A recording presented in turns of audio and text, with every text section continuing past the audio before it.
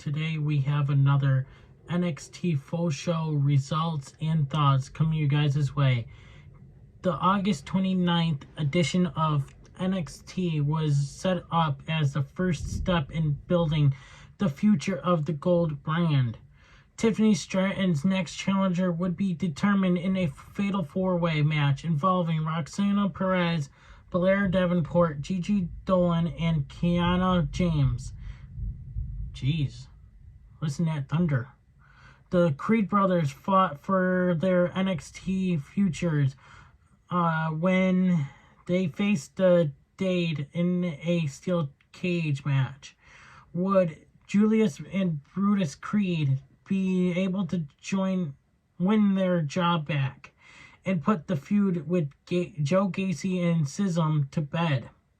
Eddie Thorpe wanted revenge against Dijak after their brutal first encounter. Could he conquer the most dangerous rival of his WWE career to date?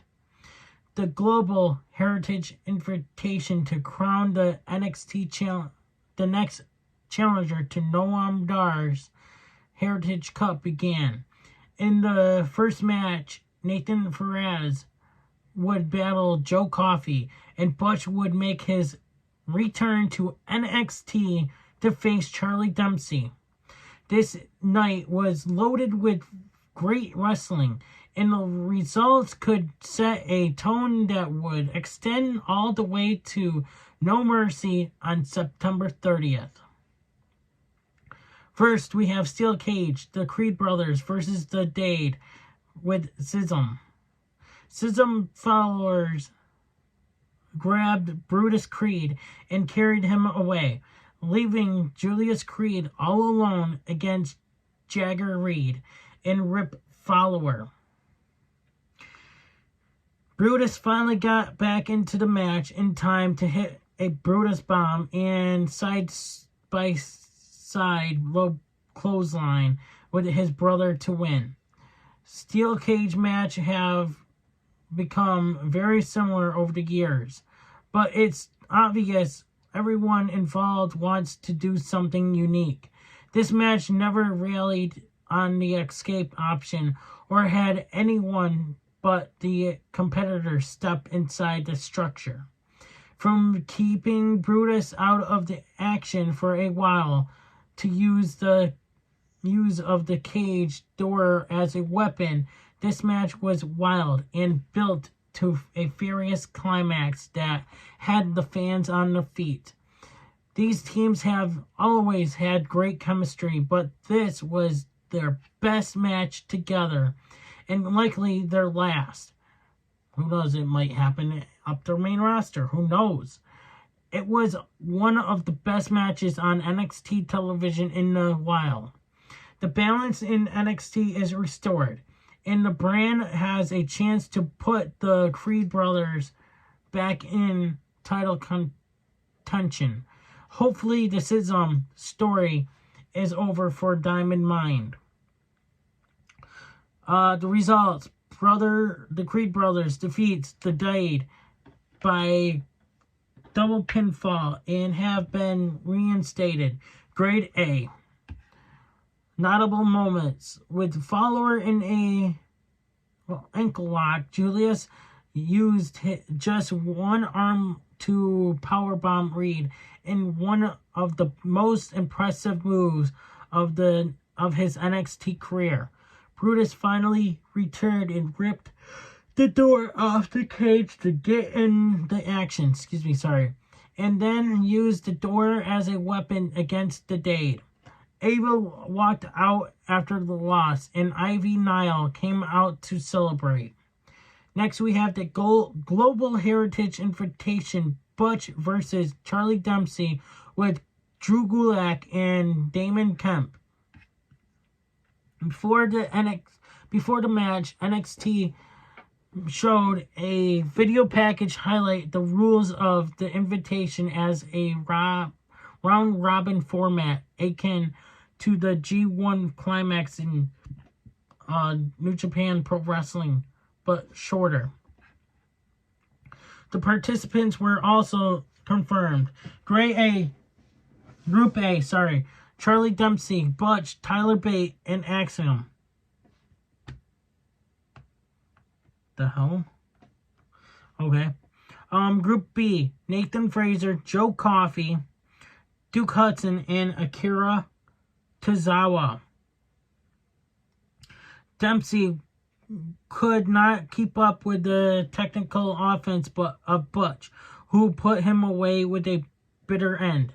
This was a fine match, but not long enough as an introduction to the Global Heritage Invitational.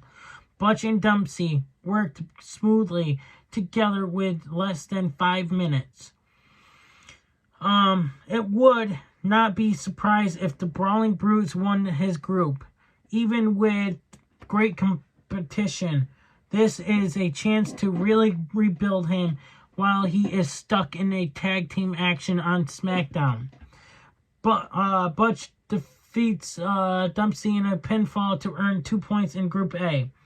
Grade B-. Media 4 watched the match from what was the Toxic Lounge. Butch landed on his feet off a superplex attempt and then snapped the fingers of Dempsey.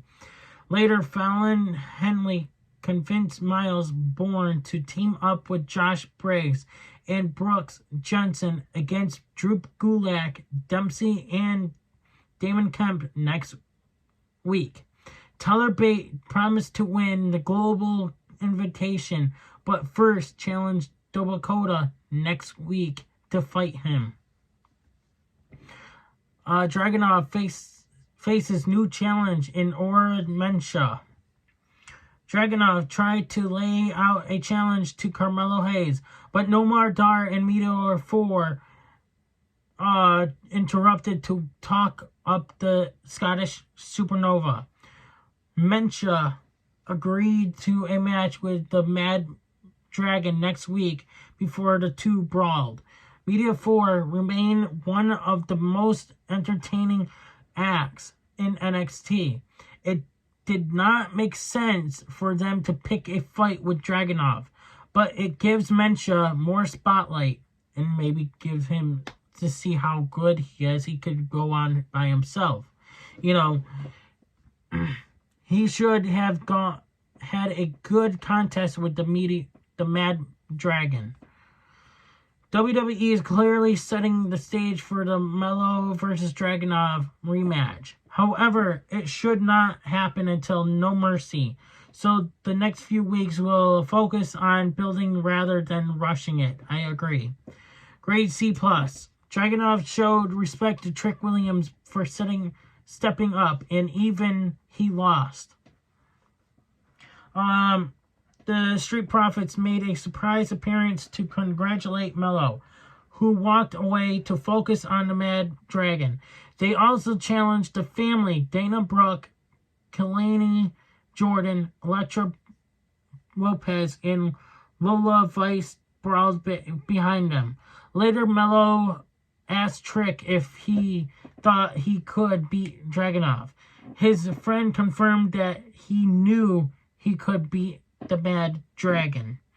Dragon Lee wanted the next shot at the next NXT North American Championship, but Mustafa Ali interrupted it to lay his own claim to the title. Von Wagner laid out a challenge to Braun Breaker for a no disqualification match next week. Later, Breaker warned Baron Corbin to stay out of his business. Next, we have Dana Brooke versus Kalani Jordan versus Elektra Lopez and Lola Vice. Elektra Lopez and Lola Vice looked like a lethal combination, and Dana Brooke and Kalani Jordan could not match their chemistry. Vice and Lopez hit a combination roundhouse kick and spinebuster on Jordan to win. This was a good match, but no one looked polished in the ring.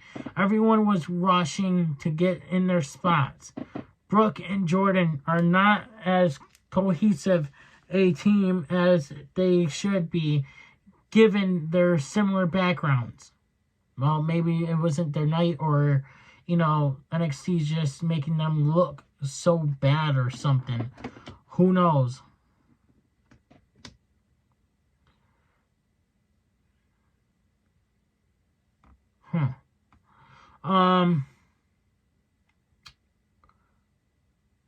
Okay. Vice and Lopez are building some credibility as a team. They could be an interesting challenge for Chelsea Green and Piper Niven at the right moment. Lopez and Vice defeat Brooke and Jordan by pinfall. I thought this was I don't know. Grade C-. The crowd was fully behind Vice while booing Brooke when she got involved. Oh, yeah, that's right. It was a tag match. Sorry. After the loss, Brooke screamed in frustration about another failure. Dijak versus Eddie Thorpe. Dijak tried every shot to hurt Eddie Thorpe.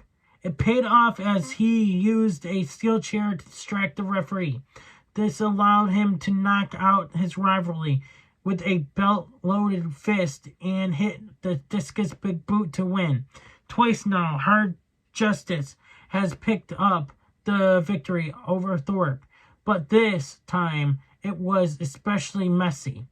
Given the dirty finish, Thorpe will get one more shot, and it should have a stipulation. The best option would be a bull rope match or something similar. Wow. That should allow Thorpe to win the most important bout, perhaps on a big stage like No Mercy.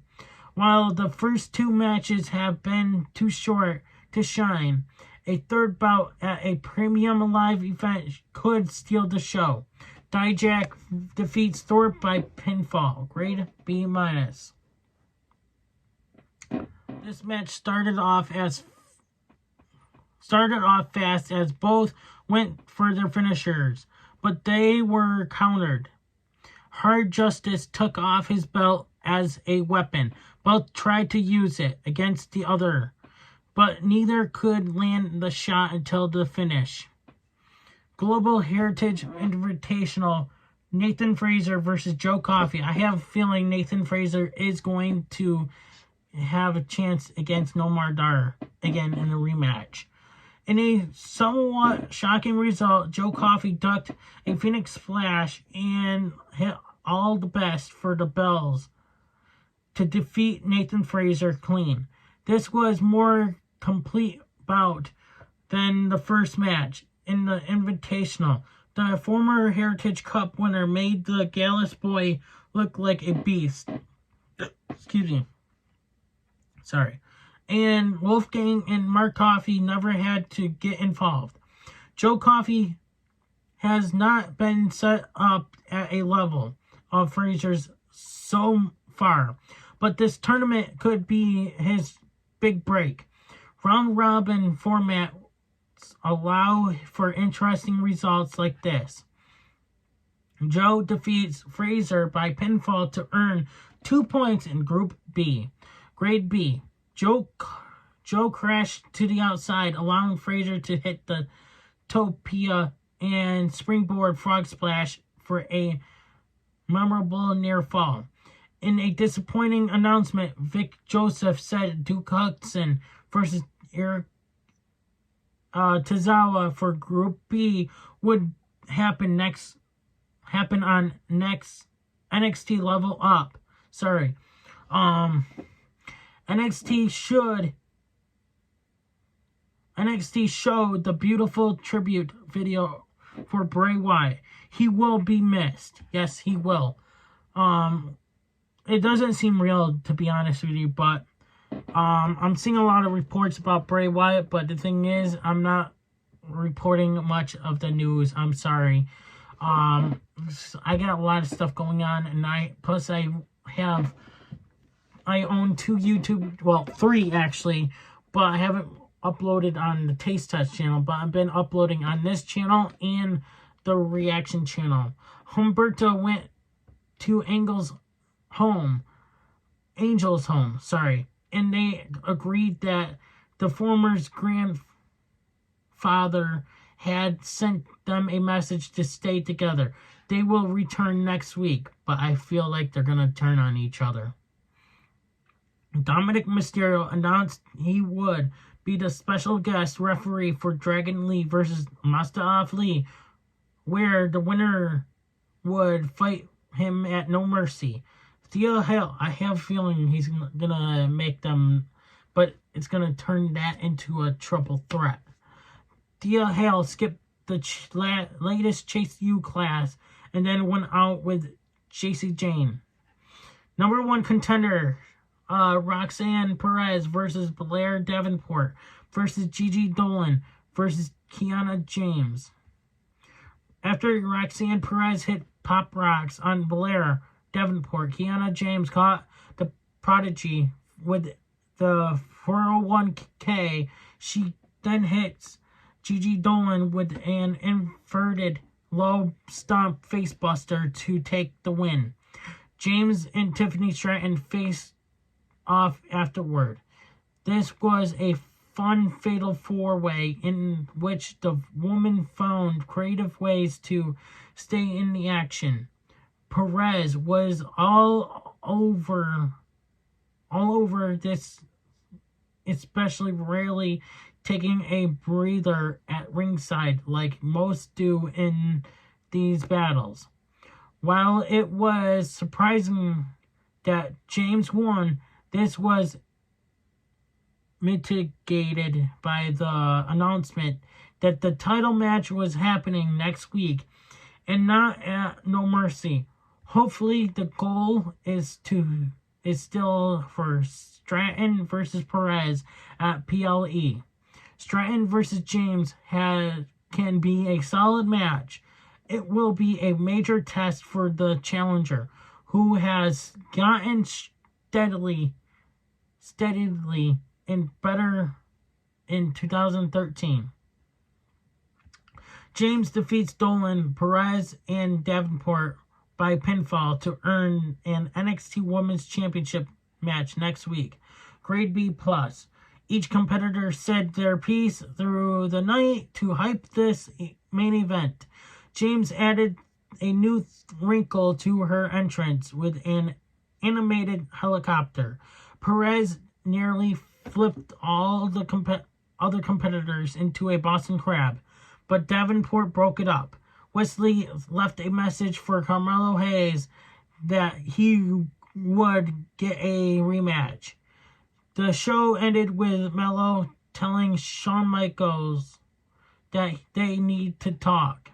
Overall show, the Creed brothers and the Dade started the show off hot, and nothing else quite lived up to that energy. However, there were no real down moments on the night that delivered when it mattered. The main event was a solid showcase for the top woman in NXT, especially Roxanne Perez. Kiana James earned the biggest opportunity of her career, setting the stage for a make-or-break moment next week. The Global Heritage Invitational started off solid, though the matches were too short for the talent involved. This is a chance to bet on the talent to perform. Hopefully that will come in bouts like Butch versus Tyler Bate and Nathan Fraser versus Tozawa. The brand did not do much with NXT Championship scene, but it looks like bigger things are coming next week when it comes to Trick Williams and Dragunov. Wesley may also be still in the mix. The NXT product is solid at the moment. While the biggest stars were mostly backstage, a strong series of matches made up for that. Overall grade B-. Thank you guys for watching. Like, share, comment, and subscribe. And I'll be back with another NXT results, full results for you guys next week. Stay tuned. I'm unstoppable, and I'll see you guys tomorrow. Hopefully, maybe tomorrow morning. We'll see. If not, I will give you guys an update, or I might just do it later on in the afternoon when I get home from an interview. So, I'll talk to you guys whenever. I'm unstoppable, and I'm out. Hey everybody, it's your boy Skiz here. And if you don't subscribe to Blonde and the Unstoppable Denominator, then you are a toothy bumfuck, pussy ass bitch motherfucker.